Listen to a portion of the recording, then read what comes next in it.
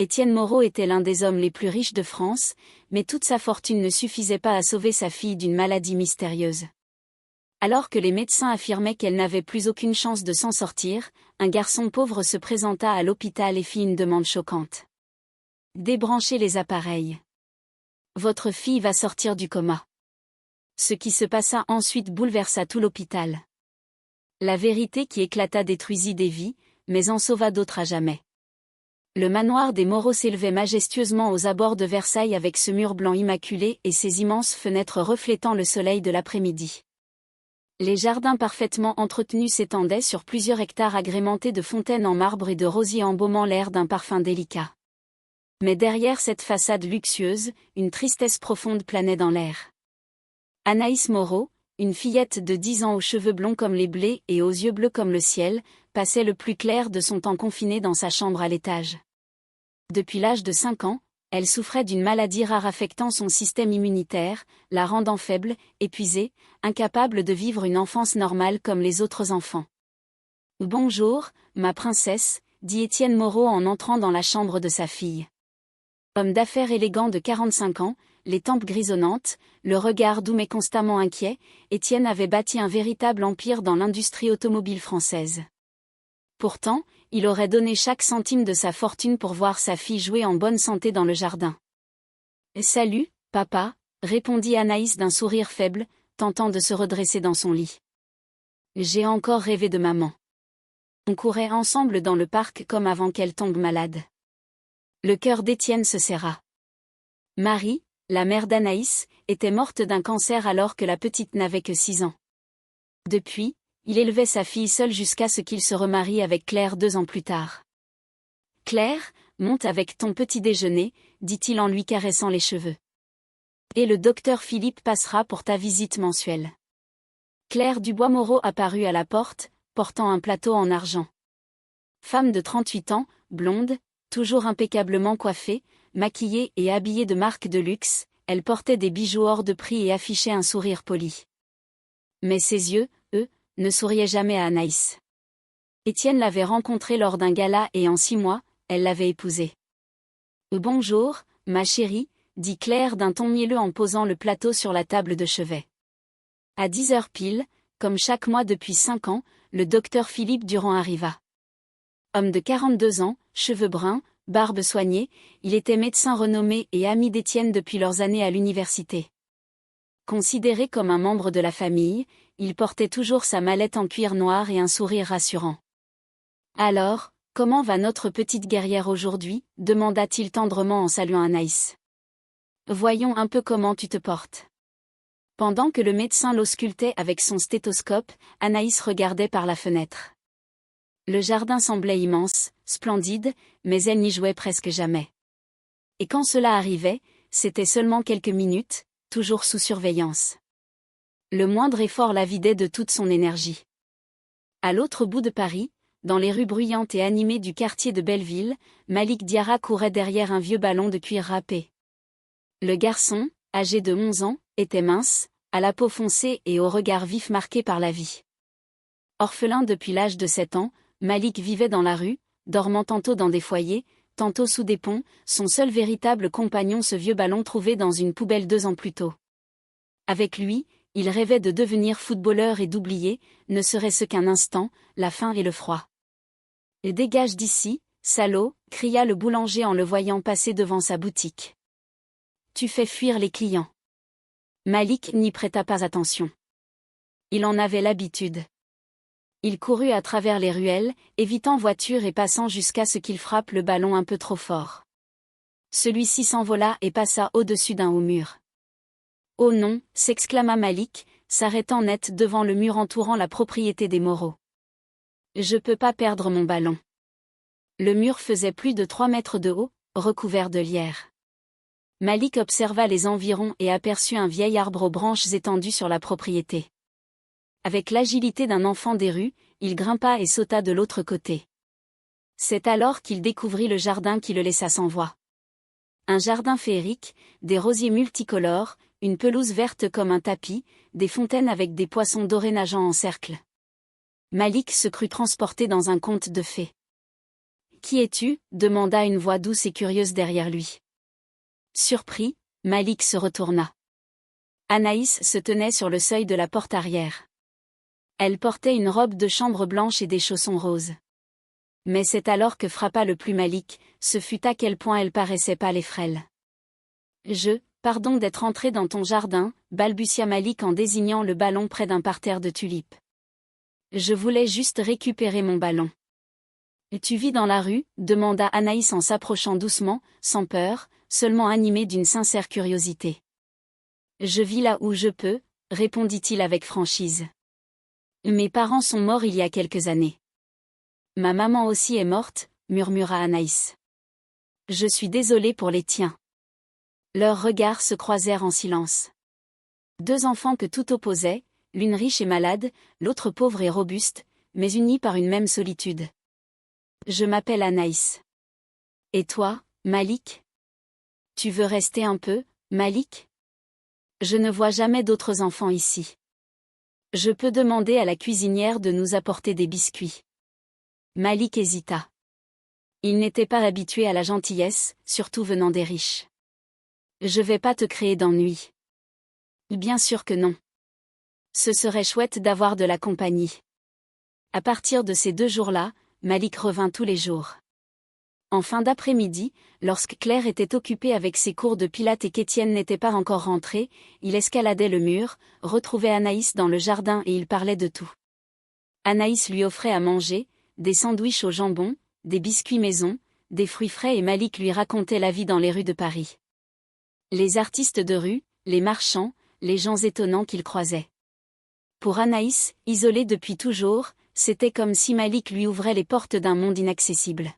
« Pourquoi tu ne vas pas à l'école ?» demanda Anaïs un jour en partageant un morceau de gâteau au chocolat. « J'ai pas de papier ni d'adresse. Les écoles en demandent. Et toi ? J'ai des professeurs particuliers, mais je préfère largement jouer avec toi que de faire des maths. » Leur amitié grandissait de jour en jour. Anaïs retrouvait le sourire, semblait plus vive. Malik avait enfin trouvé une véritable amie, quelqu'un qui le voyait pour ce qu'il était. Mais Claire commença à avoir des soupçons. Elle remarqua des miettes de biscuits dans le jardin, de petites empreintes dans la terre et même quelques jouets d'Anaïs éparpillés sur la pelouse.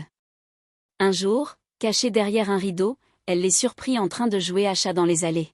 « Comment ce sale gosse ose-t-il marcher sur notre propriété ?» siffla-t-elle, le regard rempli de dégoût. Un garçon noir et misérable qui joue avec Anaïs. C'est inacceptable. Le soir même, Claire appela une entreprise de sécurité pour faire installer une clôture électrique autour du domaine. « C'est pour notre sécurité, mon chéri », dit-elle à Étienne pendant le dîner. Le quartier devient dangereux.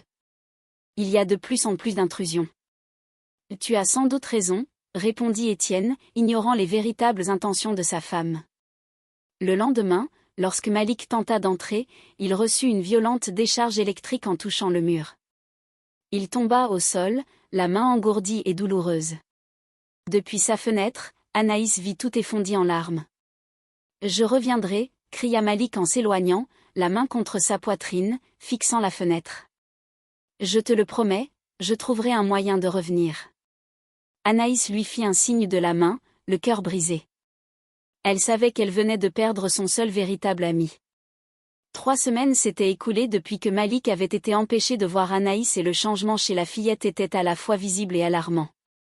Elle avait complètement perdu l'appétit, passait des heures à regarder par la fenêtre dans l'espoir d'apercevoir son amie et pleurait souvent sans raison apparente. L'éclat de ses yeux bleus avait disparu, remplacé par une tristesse profonde qui brisait le cœur de quiconque la voyait. Elle va de plus en plus mal, confia Étienne au docteur Philippe lors d'une consultation. Les 2 hommes étaient dans le bureau de la demeure, loin des oreilles d'Anaïs. Elle ne mange presque rien, ne joue plus avec aucun jouet, ne s'intéresse à rien. Est-ce que la maladie progresse plus vite que prévu ? Philippe fit mine d'examiner les derniers résultats d'analyse, mais ses yeux brillèrent d'une satisfaction sombre qu'Étienne ne remarqua pas. Malheureusement, cette maladie est imprévisible. Mais ne vous inquiétez pas, je vais adapter son traitement. J'ai de nouveaux médicaments qui pourraient être très efficaces. Faites tout ce qu'il faut, le supplia Étienne, désespéré. Peu importe le prix, je veux retrouver ma fille heureuse et en bonne santé. Comptez sur moi, mon ami, répondit Philippe en posant la main sur l'épaule d'Étienne. Faites-moi confiance comme vous l'avez toujours fait. Plus tard dans la soirée, alors qu'Étienne était en réunion à son entreprise, Claire et Philippe se retrouvèrent dans l'élégante bibliothèque du manoir. Les murs étaient couverts d'étagères en bois sombre, remplis de livres précieux et un lustre en cristal diffusait une lumière tamisée au-dessus de la table où les deux conspirateurs s'étaient installés. Claire servit du vin rouge dans des verres en cristal et ses yeux verts brillaient d'une lueur malicieuse. « Alors, où en est-on » demanda-t-elle en sirotant son vin. « Encore mieux que prévu » répondit Philippe avec un sourire glacial. « Les substances que je mélange à son traitement agissent rapidement. D'ici 2 semaines, elle sera dans un coma profond. » Et Étienne ne se doute de rien, pas le moindre soupçon. Il me fait une confiance aveugle depuis 20 ans. Pour lui, je suis comme un frère. Il rirait s'il savait que j'ai toujours envié sa vie, son argent, sa place dans la société. Claire se leva et s'approcha de la fenêtre, observant le jardin baigné par la lumière de la lune. « J'ai toujours détesté vivre dans l'ombre de Marie, » dit-elle avec amertume. Même morte, elle reste le grand amour d'Étienne. Il parle d'elle comme si c'était une sainte. Et cette gamine pourri gâtée est un rappel constant de son existence. Ce ne sera bientôt plus un problème, assura Philippe. Une fois qu'Anaïs sera plongée dans un coma irréversible, Étienne sera anéanti. Il signera n'importe quel papier sans même le lire. Tu prendras le contrôle des entreprises, des comptes, de tout. Et ensuite, on partira pour la Suisse avec tout l'argent. Claire vint s'asseoir. J'ai déjà des comptes ouverts à Genève. Dans 6 mois, nous serons riches et libres. Nous mènerons enfin la vie que nous méritons. Philippe leva son verre pour trinquer. Étienne ne saura jamais qu'il a été empoisonné par sa femme et son meilleur ami. Il croira simplement avoir perdu sa fille à cause de cette foutue maladie. « Tu es certain que les poisons ne laisseront aucune trace dans les analyses » demanda Claire. Un soupçon de réelle inquiétude dans la voix. « Ce sont des substances très particulières conçues pour imiter parfaitement les symptômes de sa maladie » répondit Philippe avec un orgueil professionnel. J'ai mis des années à développer cette formule en étudiant des pathologies rares. Aucun médecin au monde ne pourra les détecter. Officiellement, Anaïs mourra de cause naturelle. Et si elle ne meurt pas, si elle reste simplement dans le coma? Encore mieux, dit Philippe, les yeux brillants de cruauté. Étienne souffrira chaque jour en la voyant branchée à des machines comme une plante. Et après quelques semaines d'agonie, il suppliera qu'on débranche les appareils. Et toi, épouse dévouée et aimante, tu le soutiendras dans cette décision douloureuse. Claire sourit, satisfaite. Parfait. Il ne soupçonnera jamais la femme qui l'aura consolé dans son moment le plus terrible. Pendant que les deux conspirateurs traçaient froidement leur plan, dans sa chambre, Anaïs tenait entre ses mains un cadre photo représentant sa mère. Sur l'image, Marie souriait en tenant Anaïs bébé dans ses bras. « Maman, tu me manques tellement » murmura la fillette en caressant la vitre du cadre. Tout est si confus. Je me sens de plus en plus malade et mon seul ami est parti. Pourquoi la vie est-elle si difficile?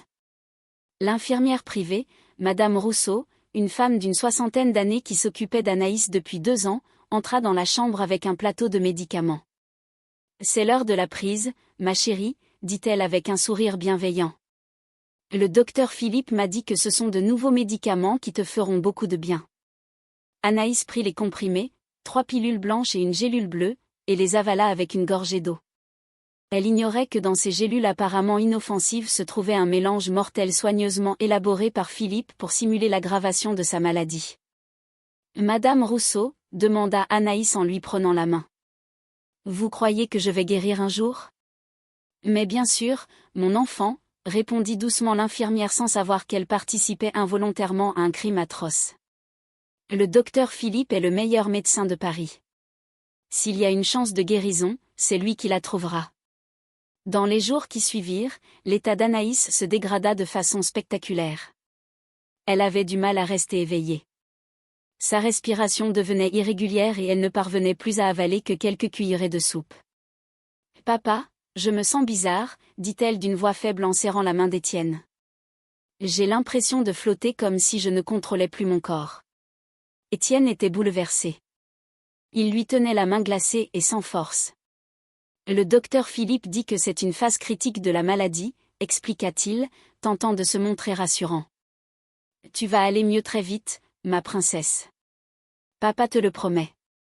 Peut-être qu'il vaudrait mieux l'hospitaliser, suggéra Claire en posant une main compatissante sur l'épaule de son mari. Elle aurait de meilleurs soins et un suivi permanent. Étienne regarda sa fille, incapable de garder les yeux ouverts, et prit une décision. Tu as raison. Philippe organise son transfert vers le meilleur hôpital de Paris. La clinique privée de Neuilly-sur-Seine l'attend déjà, dit Philippe qui avait minutieusement préparé cette étape. Elle y sera entre de bonnes mains. Ce soir-là, Anaïs fut transférée dans une ambulance privée vers l'hôpital. Philippe augmenta discrètement les doses des médicaments falsifiés. 48 heures plus tard, la fillette sombra dans un coma profond. Malik n'avait pas pu oublier Anaïs, pas une seule journée. Chaque matin, il passait devant le manoir des Moreau, espérant apercevoir un signe, un mouvement, une chance de revoir son ami. Mais les volets restaient clos, les jardins semblaient abandonnés et la clôture électrique continuait de repousser toute tentative d'approche.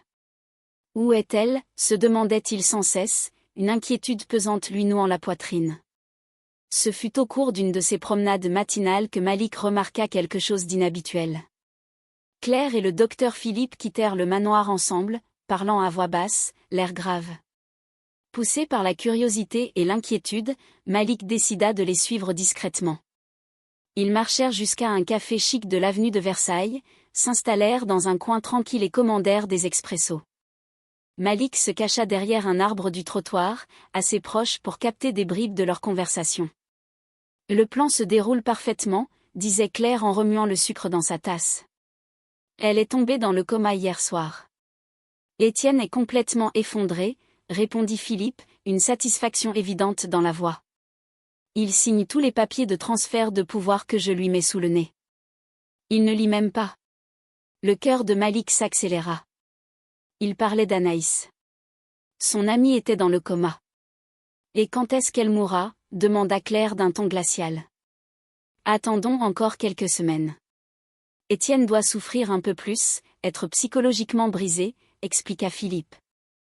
Ensuite, on lui suggérera de débrancher les appareils. On dira que c'est le choix le plus humain. Tu es sûr que personne ne se méfiera? Qui soupçonnerait quoi que ce soit? Je suis médecin depuis 20 ans, ami de la famille, respecté de tous. Et toi, tu es l'épouse dévouée. Philippe ricana. Dans 2 mois, nous serons en Suisse, millionnaires. Malik dut s'appuyer contre l'arbre pour ne pas s'effondrer. On assassinait lentement son ami et personne ne savait la vérité. Personne sauf lui. Il devait faire quelque chose. Mais qui croirait la parole d'un gamin des rues contre celle d'un médecin renommé et d'une femme si bien vue? Lorsque Claire et Philippe quittèrent le café, Malik les suivit à distance. Ils se rendirent à la clinique privée de Neuilly-sur-Seine, un bâtiment moderne et imposant que Malik n'avait jamais vu auparavant. Elle doit être là-dedans, murmura-t-il, observant les 2 conspirateurs entrer comme s'ils étaient chez eux. Il attendit qu'ils ressortent, puis s'approcha de l'entrée principale. Un agent de sécurité en uniforme l'arrêta aussitôt. Les gamins, tu vas où comme ça? Je veux rendre visite à une amie hospitalisée, dit Malik en tentant de paraître sûr de lui. Le vigile le regarda de haut en bas, notant ses vêtements usés et ses baskets trouées. Pas d'autorisation écrite, pas d'entrée. Et regarde-toi, c'est une clinique privée ici, pas un foyer pour SDF. Humilié, Malik recula. Mais il ne renonça pas. Il fit le tour du bâtiment à la recherche d'une autre entrée et trouva une fenêtre entr'ouverte près d'un escalier de secours. Avec l'agilité acquise dans les rues, il grimpa par la structure métallique et entra dans la clinique. Les couloirs étaient immaculés, silencieux, imprégnés d'une odeur de désinfectant. Les murs blancs reflétaient la lumière des néons. Marchant sur la pointe des pieds, Malik vérifia les noms sur les portes jusqu'à lire « Anaïs Moreau, chambre 304 ». Lorsqu'il entra et vit Anaïs, Malik eut les larmes aux yeux. Elle était pâle comme un fantôme, branchée à une multitude d'appareils qui émettaient des bips réguliers. « Anaïs, je suis là », murmura-t-il en s'approchant de son lit et en prenant sa main glacée. « J'ai découvert ce qu'ils te font. Je vais te sortir d'ici. » À cet instant, la porte s'ouvrit. Étienne entra dans la chambre. Lorsqu'il aperçut Malik au chevet de sa fille, il resta figé. « Qui es-tu ? Comment es-tu entré ici ? » « Je m'appelle Malik, monsieur. Je suis un ami d'Anaïs, dit-il en se tournant vers lui. Vous devez m'écouter attentivement. Votre femme et le docteur Philippe empoisonnent votre fille. » Étienne fronça les sourcils, partagé entre confusion et colère. « Qu'est-ce que tu racontes, petit ? Comment oses-tu accuser ma femme et mon meilleur ami ? » « Parce que je les ai entendus parler, » s'écria Malik, désespéré.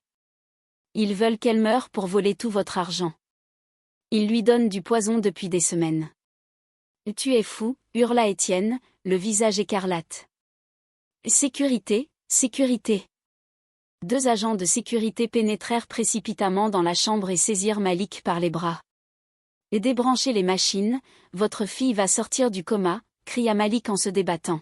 « Je vous en supplie, écoutez-moi. Il la tue avec ses médicaments. Les machines ne la sauvent pas. Elles la maintiennent dans un état artificiel. Foutez ce gosse dehors et qu'il ne remette jamais les pieds ici, ordonna Étienne en se plaçant entre sa fille et le garçon. Malik fut traîné dans les couloirs puis jeté sur le trottoir devant la clinique. Ses genoux heurtèrent violemment le bitume, mais la douleur physique n'était rien comparée à son désespoir. « Personne ne me croit » murmura-t-il en essuyant le sang sur sa jambe. « Mais je ne vais pas abandonner. Anaïs a besoin de moi. » Il attendit la tombée de la nuit lorsque la clinique devenait plus calme.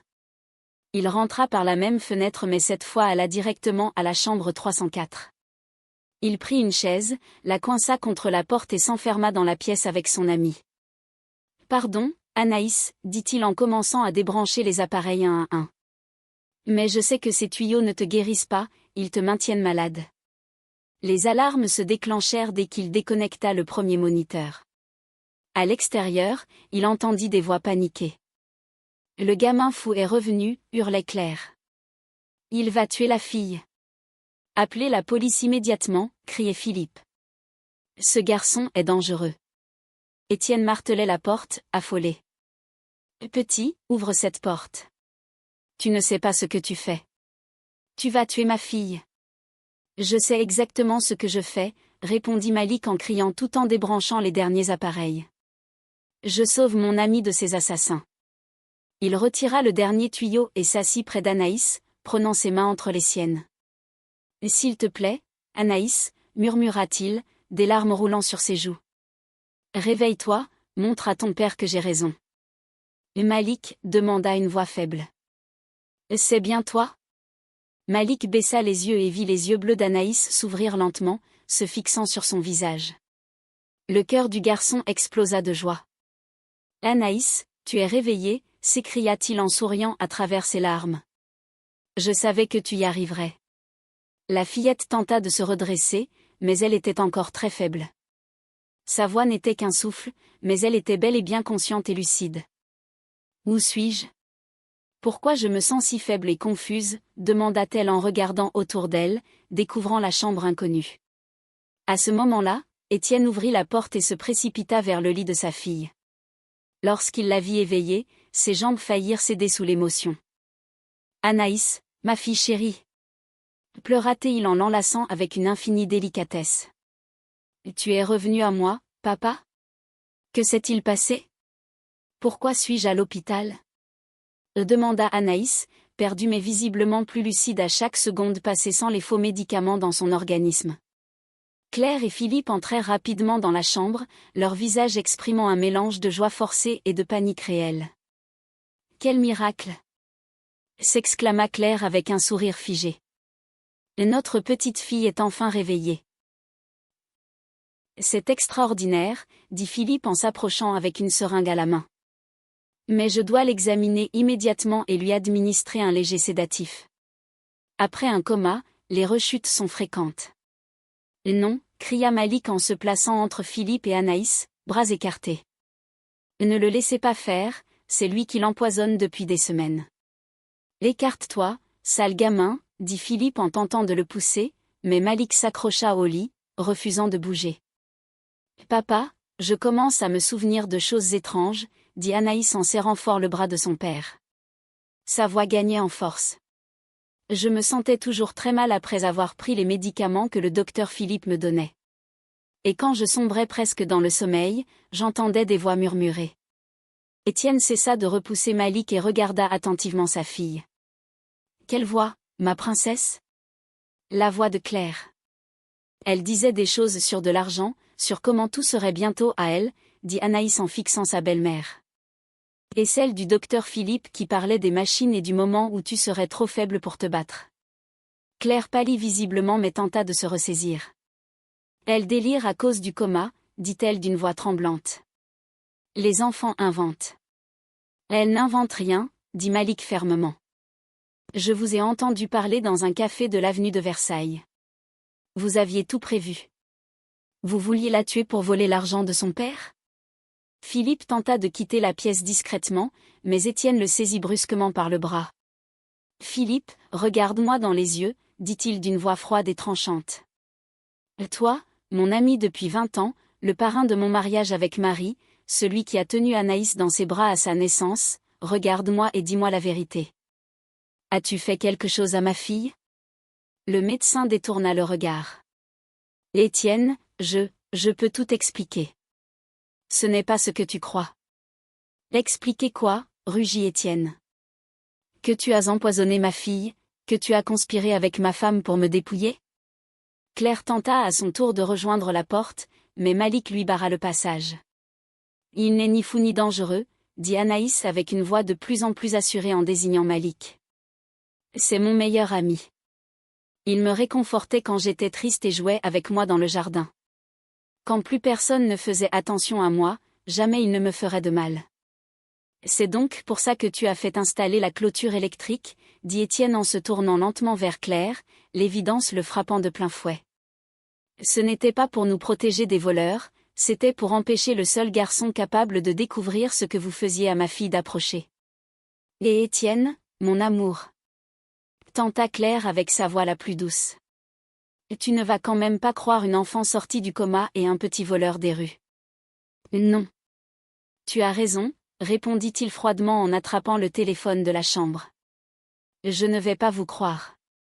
Je vais croire ma fille et je vais croire ce garçon courageux qui a tout risqué pour la sauver. La police arriva 15 minutes plus tard. Claire et Philippe nièrent tout jusqu'au bout. Mais lorsque les enquêteurs trouvèrent les substances toxiques dans la mallette de Philippe et les documents bancaires suisses dans le bureau de Claire, il ne restait plus rien à nier. Philippe fut également menotté, criant qu'il avait été manipulé par Claire, tentant vainement de sauver sa peau. 2 semaines plus tard, Anaïs était totalement rétablie. Elle courait et riait dans le jardin du manoir avec Malik. Étienne avait officiellement adopté le garçon qui avait désormais sa propre chambre, des vêtements neufs et, pour la première fois de sa vie, une vraie famille. Le manoir des Moreau ne serait plus jamais le même. C'était devenu un vrai foyer, empli d'amour, de confiance et d'une amitié plus forte que la haine, l'avidité ou le préjugé. La clôture électrique fut démontée dès le lendemain et les portes du manoir restèrent toujours ouvertes à tout enfant ayant besoin d'aide, de nourriture ou simplement de quelqu'un qui croit en lui. Et chaque soir, avant de s'endormir, Malik regardait par la fenêtre de sa nouvelle chambre et remerciait le ciel d'avoir eu le courage de sauter ce mur des mois plus tôt alors qu'il ne cherchait qu'un vieux ballon et avait trouvé une famille pour la vie. Si cette histoire vous a touché d'une quelconque manière, laissez-nous un commentaire ci-dessous. Aimez, partagez avec quelqu'un de spécial et abonnez-vous à la chaîne pour découvrir d'autres récits qui nous font réfléchir, ressentir et croire à nouveau.